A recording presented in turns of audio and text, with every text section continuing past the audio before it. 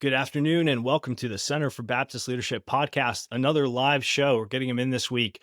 We had a great conversation yesterday, and we're going to have another fantastic, though difficult, but incredibly necessary conversation today with Judd Saul from Equipping the Persecuted about a silent massacre and slaughter of Christians in Nigeria, arguably one of the most deadly and dangerous nations for Christians to live in the world right now. So we're going to play our opener and we'll be back here in just a couple minutes. Please join, like, share, tell your friends, and tune in.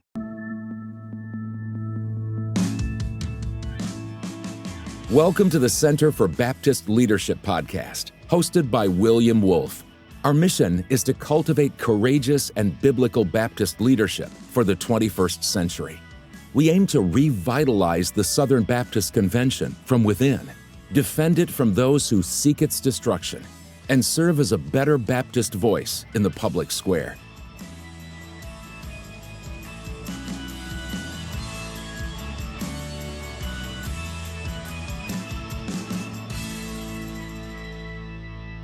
All right, folks, welcome back to the Center for Baptist Leadership podcast, a live stream edition. I'm your host, William Wolfe, and I'm joined today by Judd Saul from Equipping the Persecuted.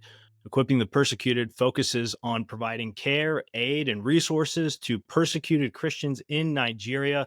They've been doing that for over 6 years, and it's all they do. So Judd is an expert on this topic. But before we dive into this today, I just wanted to give a very brief opening remark about why this is so important. As somebody who worked at the State Department in the first Trump administration, I had a front row seat to the way that our foreign policy apparatus operates.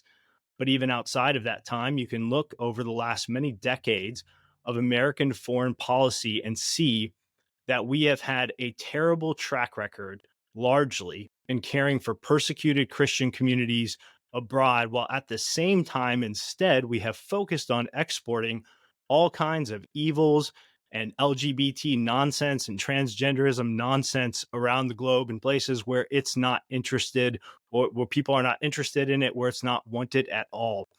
Under this Trump administration, I think we've seen a real change in American foreign policy. And part of that is us becoming a global champion for persecuted Christians. That doesn't always mean boots on the ground, though we could have a good conversation about bringing back gunboat diplomacy if needed to deal with some of these terrorist groups. But there's a lot of aid and there's other things that we can provide and should be doing.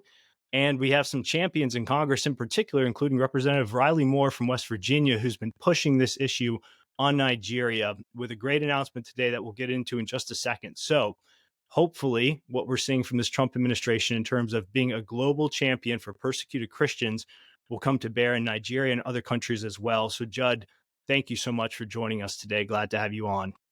Hey, William, thanks for having me on. Yeah. So Judd, why don't you go, I gave you a very brief intro, but why don't you tell us a little bit more about yourself, why you started this and what you're doing? It's such a hot topic. So glad to have you on today. So I'll give everybody a quick background. I had my come back to Jesus moment in 2009. I grew up in a Baptist church, grew up in a Christian home, saw a lot of church drama happen, kind of left the church and said, that's for them. That's for their thing. I'm just going to go on my own and do my own thing. And that's not what God had in mind for me. And I finally came to my senses, repented, got on my knees and said, Lord, I'm sorry for falling away. Do with me what you will. Now, the problem is when you tell the Lord and say, Lord, do with me what you will, he'll take you in places that you never quite imagined. And where you'd end up going. So in 2011, my grandfather, who's just a lay evangelist, loves sharing the gospel, was working with a mission in Nigeria.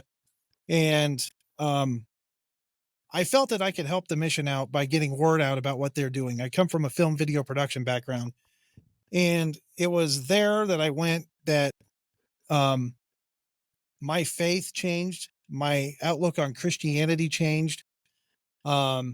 I fell in love with the Nigerian people, and I saw people that had nothing.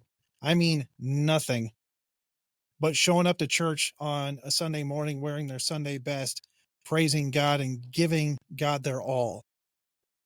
And that changed my faith and my whole scope of Christianity changed. And I saw what I believe is a real, genuine faith.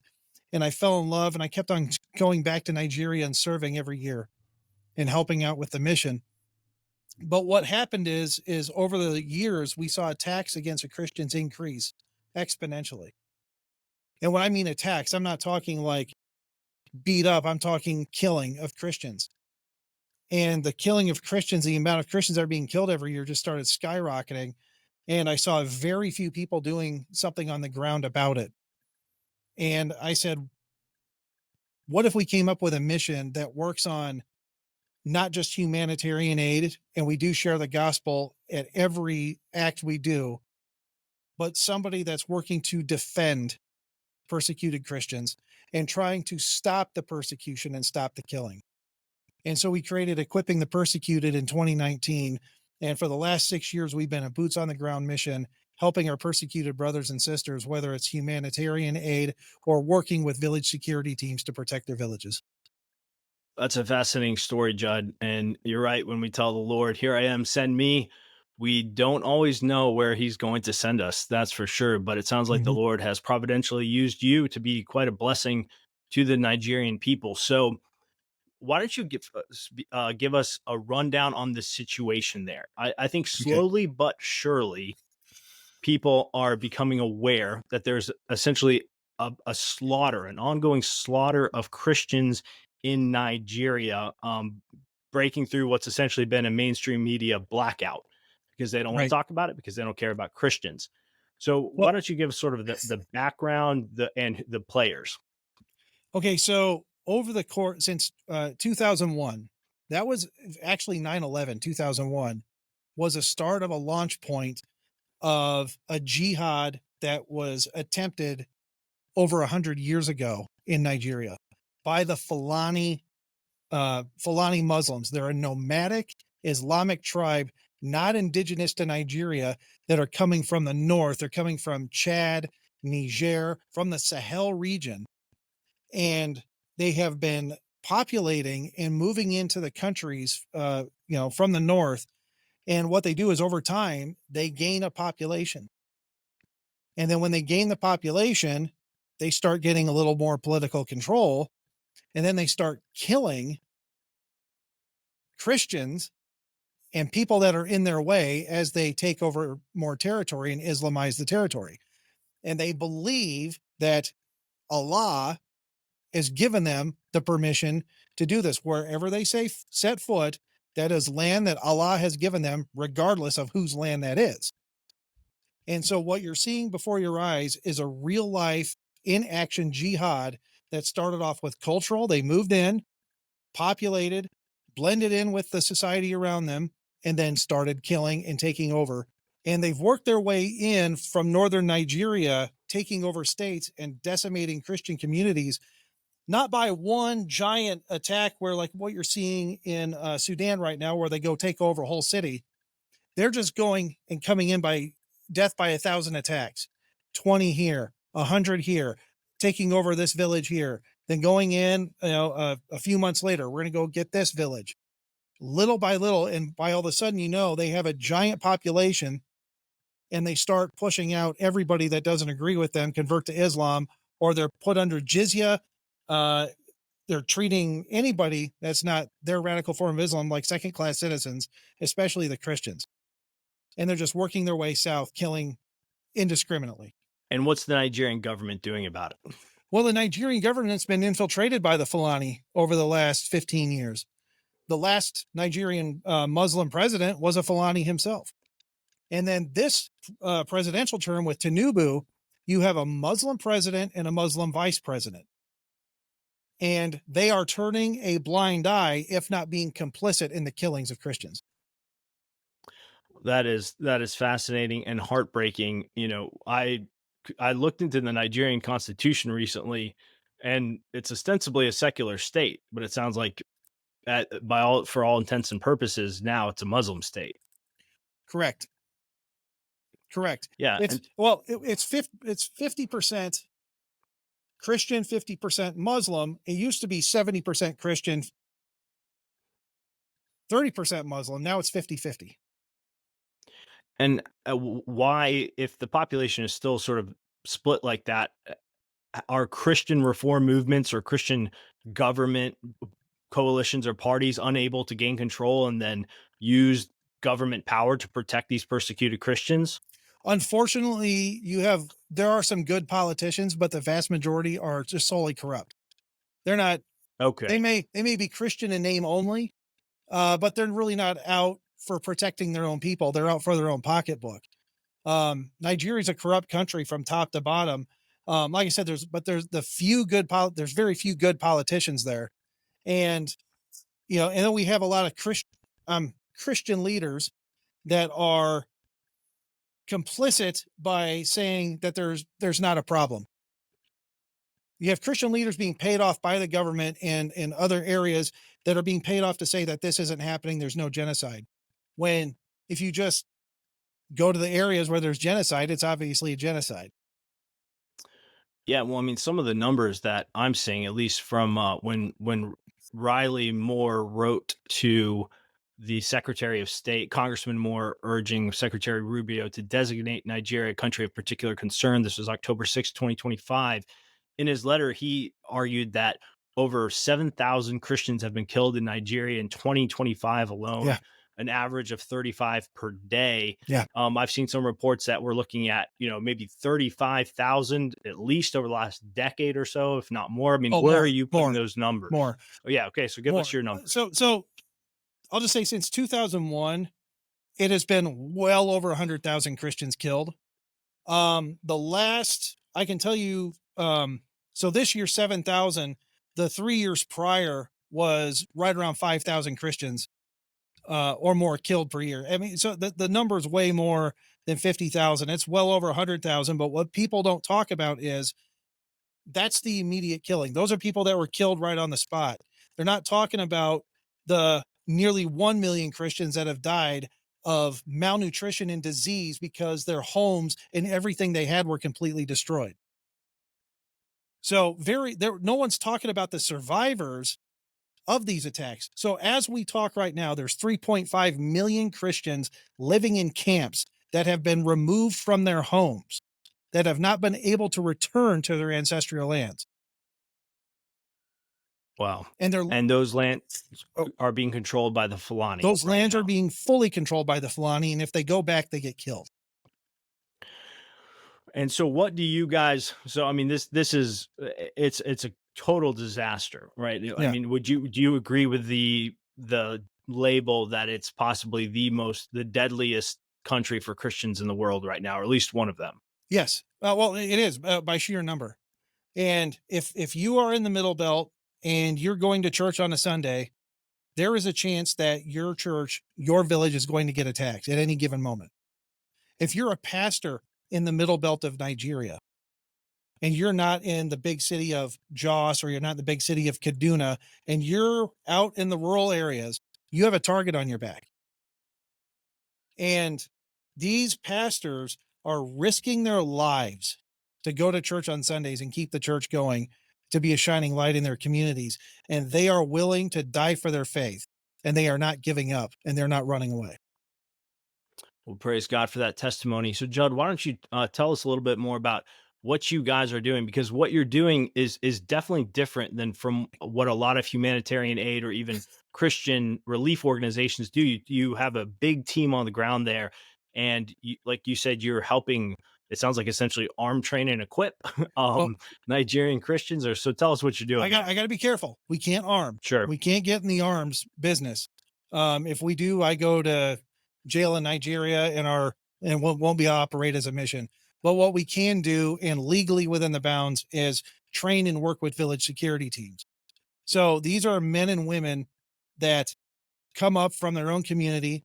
They're not paid by the government. They're recognized to essentially be security for their towns, but they don't get arms.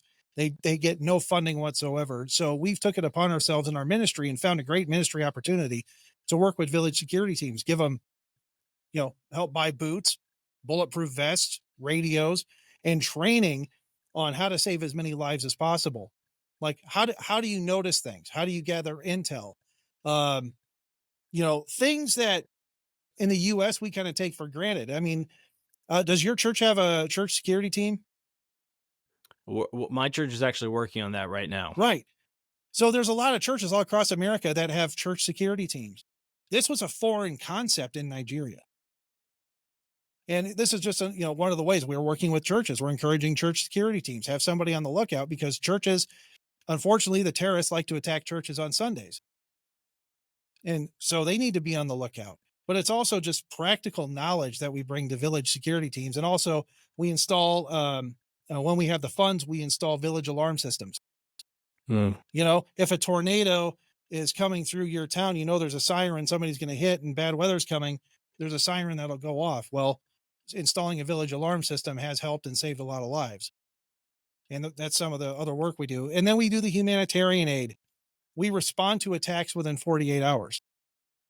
After the killing, you have a lot of wounded and you people that have nothing but the clothes on their backs. So they need food, they need medicine, they need shelter, they need something to sleep on. And with the resources we have, we try to respond to those attacks within 48 hours and render aid to these people and even pay the medical costs of the wounded that haven't been treated. Wow.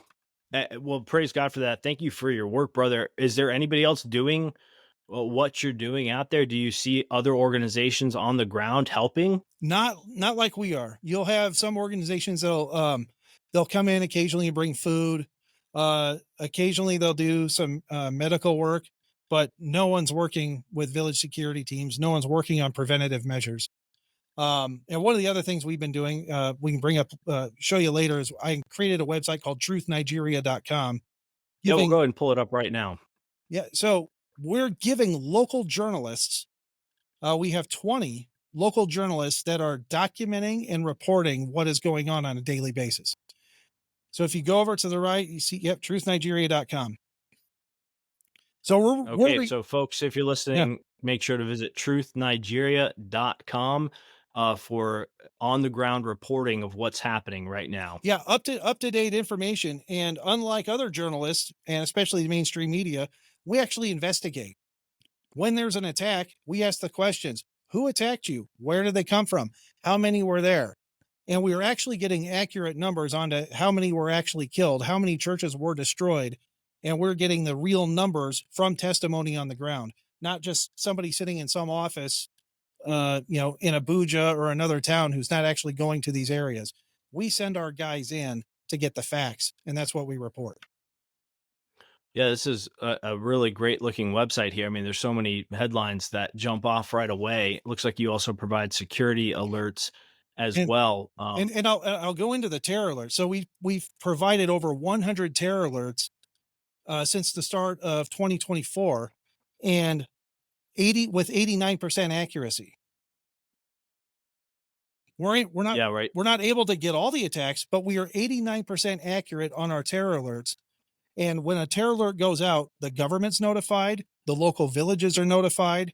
Unfortunately, the majority of the time, the government does nothing when they get the alerts, but at least we're able to alert local villages so they can take action.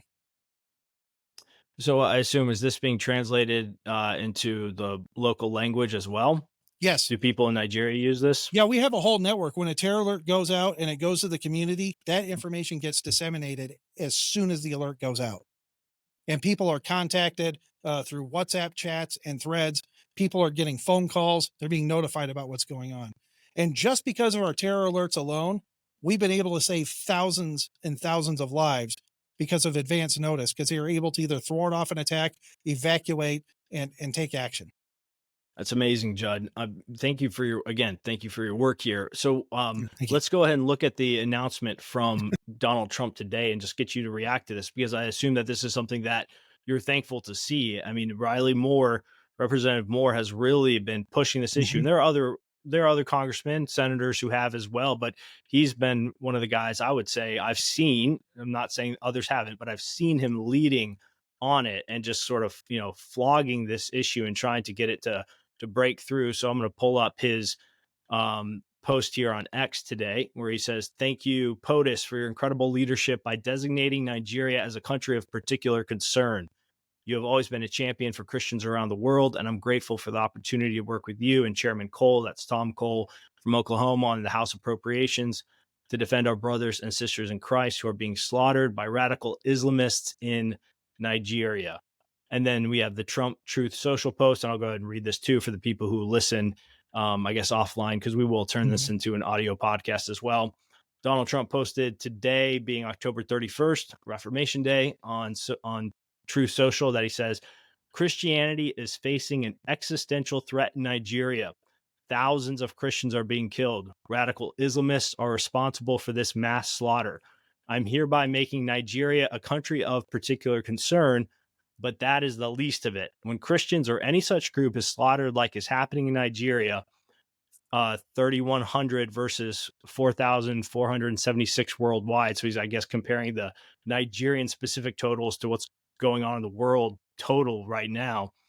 Something must be done. I'm asking Congressman Riley Moore, together with Chairman Tom Cole and the House Appropriations Committee, to immediately look into this matter and report back to me. The United States cannot stand by while such atrocities are happening in Nigeria and numerous other countries. We stand ready, willing, and able to save our great Christian population around the world. So, Judd, what's your reaction to this? I mean, this is what you work on day in and day out. Thank you, President Trump. Thank you, President Trump, for doing this. We have been working on this since we started as a mission. We've been working in DC. I've been going to DC like every 3 months, every quarter, talking to congressmen, talking to people in the State Department about Nigeria. And finally, since Trump has got back into office, he's taking action. And we've been looking at this a long time. Now, this is it's a big step forward. This isn't going to stop the killing, but what this does, it puts the ball in the Nigerian court, saying, you guys better get your act together or else. We're going to put sanctions in. You are going to lose money, international money. And so my question is to the Nigerian government is, do you love your local terrorists more than you love international money? The ball's in your court to decide. And it's time for the Nigerian government to protect its own citizens. And so this is a major step in the right direction. And I'm thankful for President Trump for doing this. Yeah, I mean, I'm thankful for it too. But the devil's always in the details. What are the leverage points here? We can sanction them. I don't know what Nigeria's major exports are that we could target. How much will the Nigerian government care? And if they're radical Islamists, will they not care at all? So, what do you anticipate the response to be here?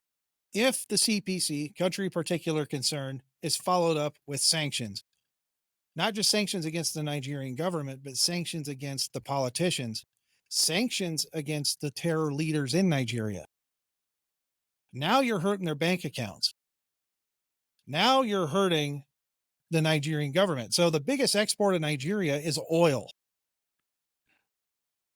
If we quit buying oil from Nigeria and we hurt them on the international market with oil, that is going to hurt the Nigerian government in big ways.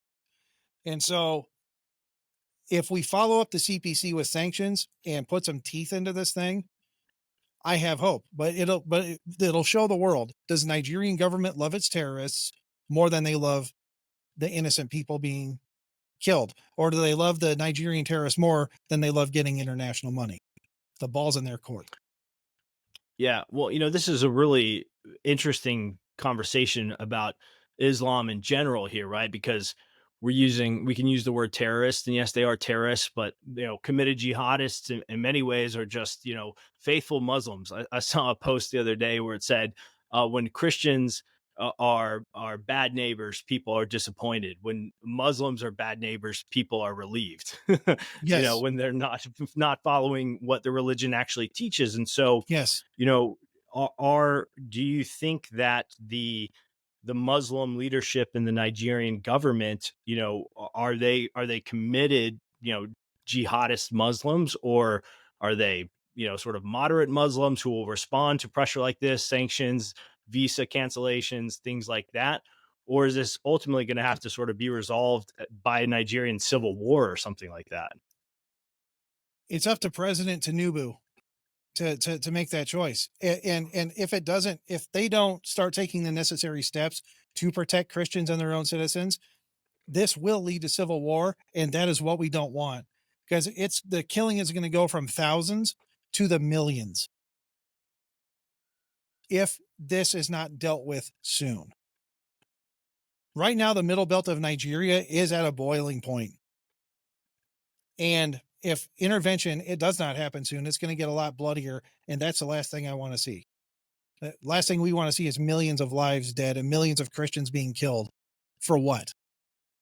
So it's up to the Nigerian government to step up to the plate now and take leadership and defend its citizens.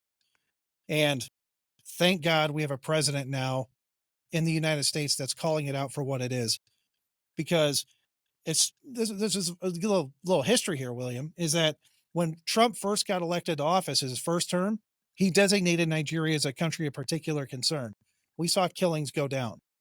As soon as Biden took office, he took Nigeria off the country of particular concern list, and we saw killings escalate, skyrocket. And the operating directive from the U.S. government to the embassies in Abuja was LGBTQ issues, promoting feminism, promoting God knows what, other than actually looking at human rights violations that were being committed in Nigeria. And the Democrats have been vehemently against designating Nigeria as a country of particular concern because Muslim Nigerian money and lobbyists are in the United States working with leftist lobbyists to keep the money flowing and to help get Muslims elected in Nigeria. So Wow. I just want to point this out politically here. You'll find this interesting. David Axelrod and the Democrats have been in Nigeria the last 3 presidential cycles trying to get Muslims elected to office to defeat Christian candidates. Of course they have. Do you know who the U.S. sent to oversee the last Nigerian presidential elections? Biden. Stacey Abrams. Wow. They sent Stacey Abrams to go oversee Nigerian elections to make sure they were fair. Yeah, I don't mean to make light of it at all, but it is almost a tragic farce, that these privileged elite leftists in America who hate God and hate our country and hate Christians wherever you can find them, whether that's in America or Nigeria or Armenia or wherever else around the globe, who preach things like social justice, are working with radical, violent, terrorist Islamists in Nigeria to make sure that Christians stay out of power, while at the same time, tens of thousands of Christians are being slaughtered and millions of Christians are being displaced. I mean, it's almost just one of those things where if you don't laugh at the absurdity of it, you cry at the despair of the situation. But I'm really thankful for Judd coming on here and drawing attention to this. We cannot overstate enough how much the mainstream media, the left, the Democrats, the international community hates Christians. They hate Christians. This is what we are up against. They are willing to turn a blind eye to the arguably the most intense and violent slaughter of our Christian brothers and sisters in the faith around the world right now, happening in Nigeria, because they cannot bring themselves to acknowledge the truth of what Islam is and what jihadists want to do. One of the greatest lies of the 20th century, and ironically, even a post 9/11 global order, is that most Muslims are peaceful and that it's okay to go ahead and welcome them in and let them, take over entire towns and cities in America, to let them have their way around the globe, to welcome millions of Islamic migrants into Europe and expect them to assimilate and to not follow their religion. As Judd was laying out there earlier on in the show, I just couldn't help but note the similarities to some of the things we're seeing in Europe and America right now, where he said the Fulani herdsmen would come in, not violently at first, but they would ingratiate themselves into local populations. They would gain control. They would solidify power. They would grow their presence and their population. And then they would start purging the Christians. And so we would just be foolish to think that this couldn't happen in the UK or this couldn't happen in America in certain places. Judd, I'm just, when you were talking earlier about the way that they infiltrated, I mean, it's just like we see this happening in other Yeah. places in the West, peacefully at first. They integrate peacefully. They come in, they ingratiate themselves, they buy politicians, they have families. And then when they have critical mass and power, they flip the switch and the killing starts. Well, that's exactly right. I mean, this is Islam 101. This is how they've conquered every civilization since 640 AD. And we shouldn't be surprised. Well, they go in, they move in, they populate, gain population, gain political control, start killing, take over the territory, rinse and repeat, rinse and repeat. And what we're seeing in Nigeria is what's going to happen 50 years from now in England. Yeah. Could be Yeah, 50 years absolutely. from now in the US if action isn't taken right away. Yeah, that's right. So Judd, if you were king for a day, you need to be more than a day. But what's the path forward here? If God were to be gracious, if things were to go the way they needed to go to bring peace to Nigeria, to alleviate the suffering and the persecution and the slaughter of the Christians there, to allow them to live peacefully, reclaim their lands, worship freely, what needs to happen? Give us the path forward here. What needs to happen is the Nigerian government needs to do the function of what a government should do, and that's protect its own citizens. Instead of playing patty cake with the terrorists and, you know, quit being complicit with the killing. Have a heart. So protect your own citizens first and foremost. And if that doesn't happen, there needs to be more action taken to take out the terrorists and take out those supporting the terrorists. Because here's the thing, if Nigeria falls, let's look at it geopolitically, so goes the rest of Africa. Nigeria is the most populous country in Africa with the most uh, amount of natural resources. If that goes, so does the rest of Africa. And we're going to talk about the slaughter of millions if something isn't done. So if I were God for a day, I would take out and kill all the terrorists and bring peace back to that region. But, Well, go ahead. but, I'd also like to see all those people come to know Christ, repent of their sins, come to know Christ, quit buying into a false religion and come to know Jesus. But Amen. Yeah. yeah, Well, before we're done, I want to have you share some stories of faith under fire. If you yeah, have some stories of pastors and Christians yeah. who, things that you've seen that you could only explain by the power of the gospel of Christ, because we know that those things happen even in these tragic circumstances. But, just another practical question I have for you is, does the Nigerian government even have like the resources, the manpower, the armament necessary? If the government said, okay, we're going to deal with the Fulani, we're going to take care of these terrorists, we're going to go after them, we're going to go fight them, defeat them, lock them up. I mean, could they even do it?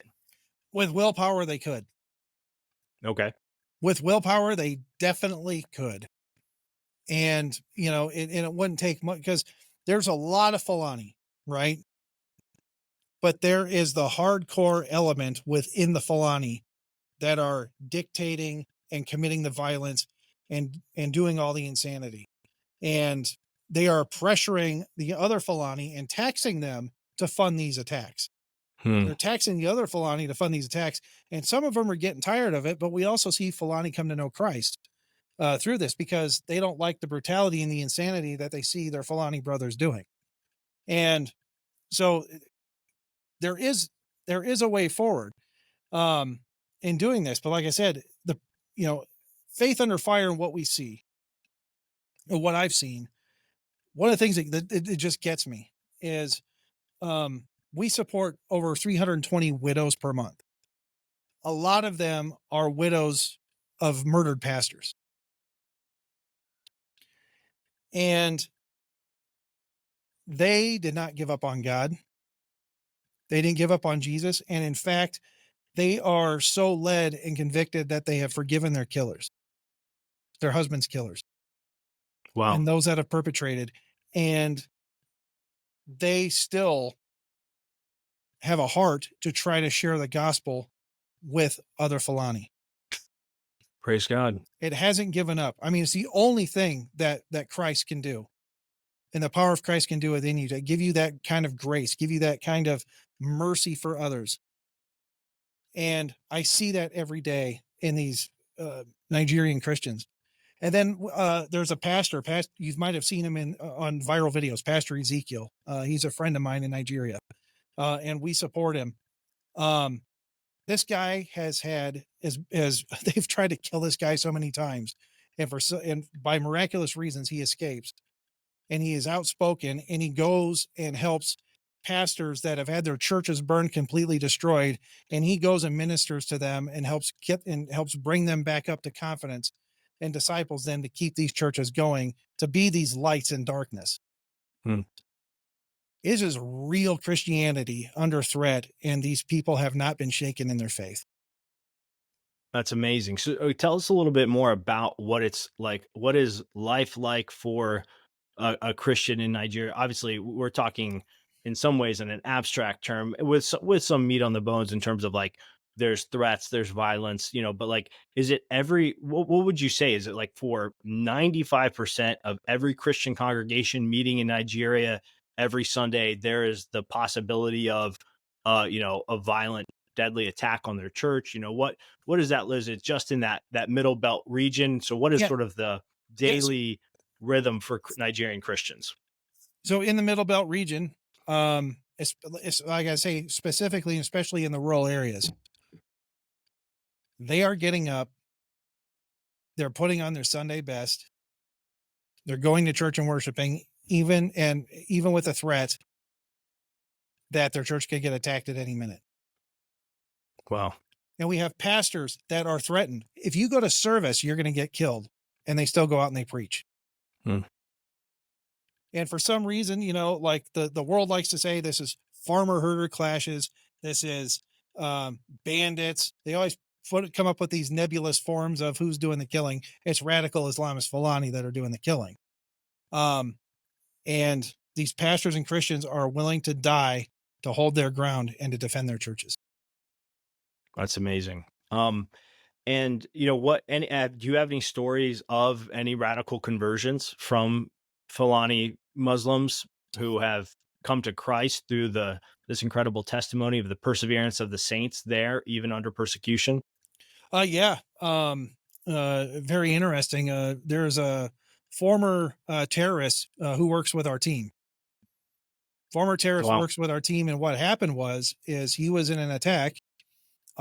He got wounded by one of the village security teams, got shot in the leg with a shotgun. His Fulani brethren kind of left him out to dry. No And honor amongst thieves. the Christians in that village, instead of going and killing the guy, they took him to a hospital. Wow. They got him treated. They shared the gospel with him, and he converted to Christ. And Praise now God. this particular guy is going. And so when we find somebody like that who converts to Christianity, we put him into a safe house for like 3 months so he can get trained in the scriptures, get trained in the faith, get discipled. And then they have a choice. Do you move further south, get away from the Fulani? Because if you're a Fulani who converts to Christ, they got a big target on your back. Do you go up and witness to fellow Fulani and try to convert them to Christ, or do you move south and be safe? I mean, it's like a choice they make. But after 3 months, they choose that. He chose to go evangelize Fulani. And he is now one of our Fulani missionaries that goes undercover, goes into mosques, goes alongside people, slowly starts conversations and converts other Fulani to Christ. And this was a terrorist that was killing Christians. That's amazing. What do you want American Christians to know? Obviously, we want them to listen to everything that's going on here, but it's one of those interesting things, Judd, where, and I do it myself because it's true in the terms of the mainstream media. Even as I advertise this, we titled it "Silent Massacre." Mhm. And we say nobody is talking about this. That's half true because you're talking about it. I mean, you Right. were just on with Mike Winger. You've been on a bunch of other shows. You're in Mhm. Washington. There are other people drawing attention to it, but the main major megaphones and apparatus of media, dissemination in America, they're not talking about it. So what do American Christians and churches need to know in sort of like as tight of a message? And then So what can they do to help? So just to get the talking points correct, 90% of all persecuted Christian deaths worldwide have occurred in Nigeria the last 5 years. Say that one more time. 90% of all Christian persecution deaths occurred in Nigeria in the last 5 years. That's deaths. Insane. Okay. So want to get that fact straight and get that out there. Our persecuted brothers and sisters need your help. And you can not only pray for them, but also you can take action by donating to equippingthepersecuted.org. Partner with us. We're boots on the ground mission, getting the job done. And we preach the gospel at every good deed that we do. Nothing we do is without the gospel. Mhm. One of the things I would like to explain to the church is why you haven't heard about this in mainstream media, and William, people have to understand how this works, is in order for a major story to break out of Nigeria to get into the mainstream media, it comes through the Nigerian government. Hmm. So the Nigerian government holds a press conference. They pay the journalists to show up, pay the journalists, and then the journalists repeat and write down everything the government said, and then that's what gets disseminated. Now, there's an Al Jazeera reporter in Nigeria that reports the Nigerian government talking points, and that's what gets put into the Associated Press and then the CNN and the rest of mainstream media. So you're getting a sanitized, whitewashed version of the event, and it's always called bandits or herder attacks. They never name who's actually doing the killing because it's filtered through Al Jazeera before it gets to the mainstream media. Yeah. Well, I caught myself. I was realizing I was hearing myself because calling them the Fulani herdsmen, even in this conversation with you. So thank you for not knocking me over the head for that. But that's not how we should refer to them, right? They're Right. the Fulani terrorists, the Fulani jihadists. Well, we coined the term Fulani ethnic militia. Fulani ethnic militia. Yeah. Yeah, well, so folks, make sure to check out Equipping the Persecuted. It's just equippingthepersecuted.org. You Yep. can give to them right there. There's a contribute site. We'll put the link in as well. Visit Truth Nigeria as well to get, up-to-date information there. I'm looking at it again, Judd. I have it up here in the background. And, one of the stories that jumped out to me was faith leaders accuse Nigerian government of fueling religious violence. So it does seem like there is there a contingency of Christian faith leaders in Nigeria who are trying to speak up for their own people? There are more and more coming out, but there's also faith leaders that are being paid to try to counteract their narrative. So it gives the Nigerian government and even Democrats here in the United States saying, well, such and such faith leader said it wasn't happening. They're all on the take, but the guys, the boots on the ground pastors are speaking up. They're speaking up and they're doing it at their own risk. And even they get punished by their denominations for speaking up. Sounds familiar, huh? Yeah, sure. Right. Well, Judd, actually, you got to bring, have you brought Nigerian pastors over to the United States to talk about this, to go around and talk to congregations? We are working on it. We're working on it. It's been very, very hard to get visas, especially for people speaking up against persecution in Nigeria. They always get their visas denied. And we have a lot of deep state people that were in our embassy that are leftist leaning that haven't gotten the memo yet. And I'm praying that changes up in the State Department. Who are the Nigerian champions here in America? Other than you, do we have some of the diaspora? Do we have Christian Nigerian congregations in America, or is there a leader here? Because I was just thinking, Judd, we've got to. I tried to submit a resolution at the Southern Baptist Convention this last year on the persecution of Christians in Armenia, and I'm telling you right now that I will work with me on it, Judd. We will submit one on Nigeria for this year in Orlando. Let's get it done. Amen. Whoever's going to chair that resolutions committee, if you're listening to this, you better not block that resolution. Southern Baptists are the champions of religious liberty in the United States of America. And I'm not seeing many other Southern Baptists talk about this. That's why I was so interested in having you on here, because at Center for Baptist Leadership, we want to inform Southern Baptists about issues like these. And so, we gotta get you to the annual meeting in Orlando with, a contingency of either diaspora Nigerians here in America who are speaking out on this, or if you can get somebody over here. But are there other people that other folks should be aware of or following on this issue? Um, as far as diaspora in the U.S., no, the main pastors that are speaking up against us haven't been allowed into the U.S. from Nigeria. So there's Nigerian pastors, and I'm working at getting them in. And now that the CPC designation has happened, we've gained some connections in the State Department. And, hopefully in the next few months, we'll be having some of these guys in the U.S. from Nigeria speaking out. We've had a lot of Catholics speak out against it that have been here, Catholic priests. But frankly, we need more Protestants speaking out against this. What is the religious demographics there in Nigeria in terms of Protestants, Catholics, charismatics? I don't know if there's some of those. What's the breakdown? The vast majority, it's a hodgepodge, just like it is in the U.S. The Catholics actually hold a minority. There's like Okay. 20% Catholic in Nigeria, and the rest is 80% Protestant. But I mean, you have Baptist, you have Anglican, you have Pentecostal, you have a whole slew of different denominations. But unfortunately, and a thing that we are fighting theologically in Nigeria is the massive spread of hyper prosperity gospel. And we have been working on trying to correct some of that bad theology there as well, because they do not stand up for their brothers and sisters in Christ. You see very few of them speaking up. And some of the largest churches in the world of the hyper prosperity gospel are in Nigeria, and they don't stand.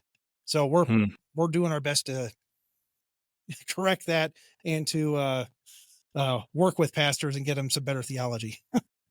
Great. Well, thank you for that too, John. Yeah. So we've been going about 55 minutes here with Yep. our breaks in and out. We'll wrap up shortly, but if you could, like, I know you're a thoughtful brother. You do a lot of other things too. Obviously, people might know you from your documentary "Enemies Within the Church," which was so well received by all of our Southern Baptist friends, of course. But what would you say in terms about like the meta narrative? Because I think this issue here really strikes at Southern Baptists in particular, and Americans who value religious liberty, which we should. We should value rightly ordered religious liberty that it does not turn blind eyes to threats posed by what are essentially violent religious, backwater fascist theocracies, which is what Islam really is. What would be your message to American Christians and Southern Baptists as we see what's happening in Nigeria, as we consider Christianity and religious freedom in the United States? We need to be engaged. We need to be all hands on deck. We need to be standing up and speaking out and addressing threats to our religious freedom, our religious liberty in the U.S. And we need to be banding together on this. There are some of, like there could be theological differences in different camps. But we need to be joining together on this, especially in standing up in the fight of Islam and creeping up in the U.S. I don't know if you know this, but there's a fact that I just read that the number of witches and neo-pagans has increased tenfold over the last 10 years in the U.S. Wow. It went from 100,000 10 years ago to over 1.5 million. Hmm. So we need to be standing up and taking ground and doing our part here. Great. Judd, I know you have to go. Thank you so much for joining us. Folks, make sure to follow Judd online, check out Equipping the Persecuted, give to his organization. Judd, if they want to reach you directly, how could they do that? Equippingthepersecuted.org. If you want to email me, please, no strange questions. Judd at equippingthepersecuted.org. I cannot arm Nigerians. Quit asking me to send them guns. Can't do that. Other than that, you can reach me at Judd at equippingthepersecuted.org. Thank you for joining us, Judd. May God bless your ministry, and may God be with the Nigerian people. God bless you. Thank you for having me on, William. So again, make sure to check out Judd. This is and Equipping the Persecuted. This is so important. And I regret how some of the technical difficulties maybe chopped up the conversation. But this is such an important issue for American Christians. If you've listened to me or you follow me online, you know that I am no advocate for foreign adventurism. I'm not advocating for boots on the ground in Nigeria, but my comment about gunboat diplomacy was not entirely tongue in cheek. There are certainly potentially limited actions we could take, of course, under the right authorizations and approvals and all those sorts of things. We don't need to get into that, to help alleviate the suffering of our brothers and sisters in Christ in Nigeria. But what Judd just said there was truly astounding. It's blood chilling that 90% of all Christian deaths due to religious persecution have been coming out of Nigeria for the last many years now. And there is only one religion that is responsible for this. It is not a nameless religion. It is not tribal violence. It is not, as he was saying, herders or, border bandits. It's Islamists. It's people who follow the Prophet Muhammad and think that Allah is God and that they have a divine right to conquer and enslave everybody who doesn't believe in their religion. And furthermore, they're empowered by their sacred texts to use all sorts of subterfuge, lies, and other underhanded ways to gain power in societies until they have enough power to turn around and use the sword. There are other threats to the West. I'm not denying that. Obviously, liberalism is a major threat. Liberalism, wokeness, progressivism, globalism, whatever you want to call it, the left will ultimately be nothing more than a handmaiden to violent Islamic rule in Western societies. This is a conflict that has been going on for centuries. Islam is a religion of conquest. And if you look over the historical record, when it's powerful, it pushes out. When it's weaker, it retracts. And the Islamists have been given this incredible boon in our collective Western ignorance and suicidal empathy, and the fact that they're not having to conquer Western countries through the sword, but they're being welcomed in by third world migration. We are opening our borders to these people who will ultimately kill us because we don't worship their false god. And it's happening in Germany, it's happening in France, it's happening in the UK, it's happening in other European countries, and it will happen here in America if it's not already happening. And I'm sure it is in certain ways that are not being reported. Just yesterday, I saw a video of this guy who is running for mayor in Minneapolis. I can't even remember how to pronounce his name, but you know who I'm talking about. This Somalian guy at his political rally for the mayor, the highest executive position in a major city in America, in Minneapolis, was speaking in Somalian and waving a Somalian flag with the colors of the Somalian flag all around him and one obscure small American flag in the background. And we're just supposed to be okay with this? We as Christians are just supposed to say, well, this is what the First Amendment grants everybody in America, so there's nothing we can do about it. I hope they're friendly Muslims. This is ridiculous. Our forefathers would laugh at us. Our Baptist, Presbyterian, Lutheran, Anglican forefathers would laugh at us to think that this is what we are allowing under the guise of religious pluralism here in the United States of America.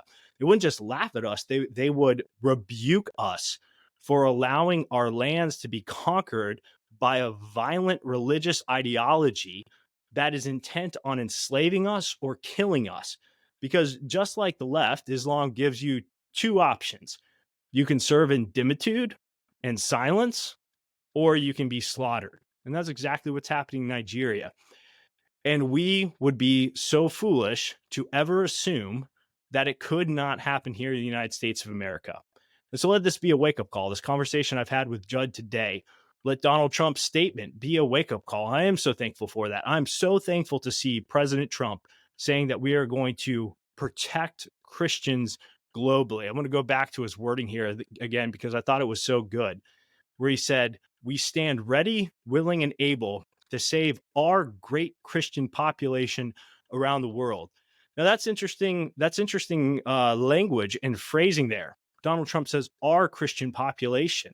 I think that expresses solidarity in the idea that America is fundamentally a Christian nation, at least a once and future Christian nation, as is my prayer and our work and our hope at Center for Baptist Leadership and the other organizations that I'm a part of.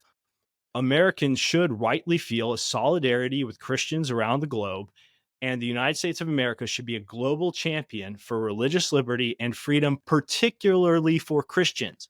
Yes, other religions, other practitioners need religious freedom too, but Christians in particular are persecuted in other countries. I mean, look at what's happening in India. If you have any missionary friends working in India, ask them about the rise of aggressive Hindu nationalism over there and how they're being treated right now in India. I mean, it's happening everywhere. And never forget that the idea of religious liberty, which has mutated into this, disgusting mess of what we call religious pluralism, is fundamentally a Christian belief. There are not other nations in the world. This is unique to Western Christendom, that we're going to try to have a society where people of different religious beliefs and backgrounds can practice them freely and openly together in peace. This is unique because of Christendom, but it cannot be limitless. It cannot be totally unbounded. It cannot be undertaken without a regard to truth and reality and the natural law. And when we don't do that, we get places like Nigeria. The Nigerian Constitution is really, I said the other day, it's a Baptist's dream constitution, because in the Nigerian Constitution, I believe it's Article 10, it's just one line. It forbids both the federal government and the states there from having any sort of official religion. Has that neutrality, has that disestablishment helped them thrive? Absolutely not. Now, that's not an argument for establishment. But my point here is we can't just close our eyes blindly and say separation of church and state and everything is going to work out. No, we have to have eyes wide open, particularly when we're dealing with violent, dangerous belief systems like Islam, and treat them accordingly. Islam is not just like every other religion out there. And yes, we have a history and a track record here in the Southern Baptist Convention of some of our leading ethicists and the Ethics and Religious Liberty Commission joining in defending building of mosques. Maybe we should rethink that. Maybe our Baptist forefathers never would have imagined that our commitment to Baptist religious liberty would have morphed into something like this. Much more could be said here, but I'm riled up from listening to Judd. And again, it doesn't take, we don't have to have prescient foresight to see what's coming down the line here. God calls us to use wisdom, to live wisely in the world that he's created, to be able to spot things and recognize threats. Islam is one of the greatest threats to Western civilization ever, period, in various cycles. And it is on the rise again today, coming in through mass migration into the West and conquering in failed states like Nigeria. And so we as American Christians, we need to have the courage to stand up against it. Stop pretending like it's just some other world religion of peace. It's not. Your suicidal empathy is going to get your children killed. So let's not go down that road. Make sure to check out Equipping the Persecuted, follow Judd, like, subscribe, and follow to us at the Center for Baptist Leadership on all major podcast platforms. And if you appreciate the work that we're doing, give to Equipping the Persecuted. But if you're a church that wants to partner with us, we could certainly use it. As many of you might have seen, Willie Rice announced today that he's going to run for president in Orlando in 2026. And we're going to be doing everything we can to help drive turnout to that convention, to help make sure that the Southern Baptist Convention, the largest Protestant denomination in America, gets back on better footing, both for the good of our neighbors, for the future of our country, and for the future of the West, which hangs in the balance. Thanks for tuning in today, folks. I hope you guys all have a great weekend and happy Reformation Day.